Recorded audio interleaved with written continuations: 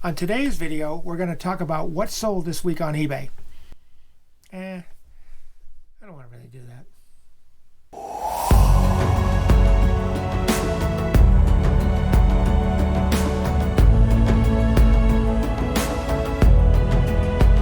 Good morning, guys. Hope you're having a great day.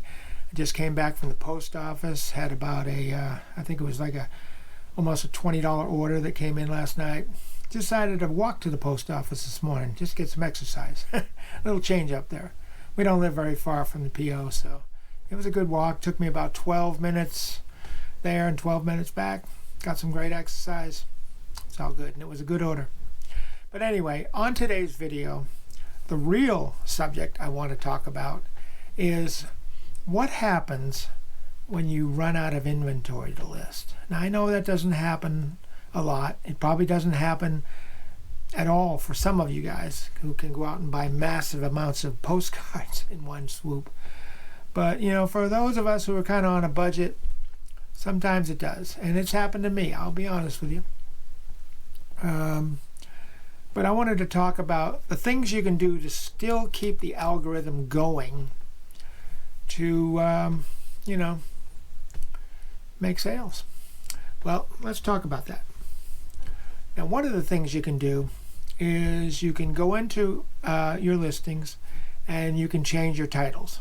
And when I mean change your titles, move some keywords around, because see, what the computer sees, what the algorithm sees is change. It likes change, okay? It doesn't have feelings. It doesn't prioritize certain people about, who it shows more of than somebody else. It doesn't have feelings, doesn't hate you, okay? It's just a computer, okay?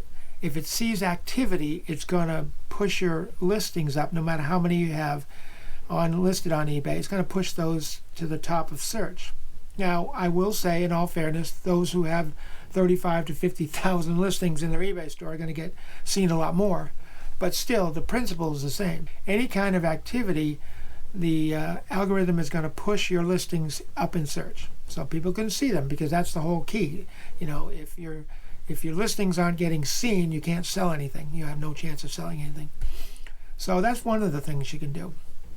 Another thing you can do is you can tweak your prices. And it doesn't have to be much of a tweak. I mean, a few cents. $1. Any kind of price change will help, because again, the eBay algorithm sees that change and says, ooh, they're active in the store, because that's what the eBay algorithm is looking for. It's looking for activity. It wants to make sure you're active in your store rather than just visiting it once a week. So that's another thing you can do, just tweak some prices. You might want to change some words in your item description,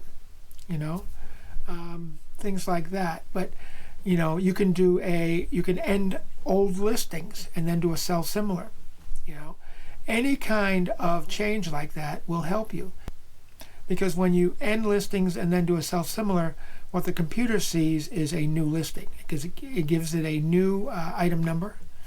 And even though your total doesn't increase, your total amount of listings doesn't increase, it still comes up. If that listing has not been seen in like a month, 2 months, 3 months, then when people see that, they're going to go, oh, this is a new listing. The computer says, oh, this is a new listing, so it's going to present it that way, and you have a better chance of making a sale. So that's another thing you can do. One of the things that I've done is, when it's coming to the end of the 30-day cycle, good till cancels is every 30 days, I'll just take those and I will just relist them. Now, that won't have as much effect as a end and sell similar, but still, again, it's activity. It shows the computer that you're active in your store, and your store isn't just sitting there collecting digital dust and becoming dormant. That's because if it sees that, it's going to have a negative effect on your sales. It's going to push your listings down in search, so you don't want that. But sometimes I'll do that, especially after a sale. Like when I make a sale, I'll just go in and recycle a bunch of listings, and you'll make a sale that way. But these are things you can do if you've run out of inventory. I'm going to be really transparent here. I usually keep my inventory over here, my new inventory. As you can see, there's nothing there. It's because I have run out of inventory. I just, I didn't have the funds to buy more. We got bills. Right now things are tight with everybody. Sales are down with everybody. And it isn't even the summer slowdown yet, but because of what's going on in the world, sales are down. I'm seeing that a lot on YouTube. But the thing is, you want to try to have inventory as much as you can. Now, of course, this doesn't really apply to those guys and gals out there who have all kinds of working capital and go out and buy, 1,000, 2,000, 5,000, 10,000 cards, and you never run out of inventory. That may not even apply to you. But just for people that are on tight budgets, and we're all kind of on tight budgets, and we're watching every penny right now, and praying that the economy gets better, because I really believe personally that because of the way the economy is right now, that is affecting sales with small businesses. Because for what we sell, guys, think about it, we sell collectibles. Okay, postcards are considered the third most collectible item in the entire world, just behind coins and stamps.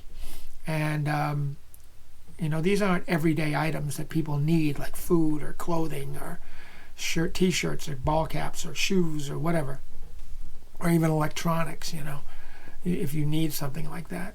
These are things that are, when you have extra money, you buy them because you want to add to your collection or whatever. You have disposable income, no different than if you went out to a local gourmet coffee shop and spent $5 on a coffee. You'll never get that back, but it's disposable income you can use because you want to get a coffee. Kind of similar to that. So, you don't want to try to run out of inventory.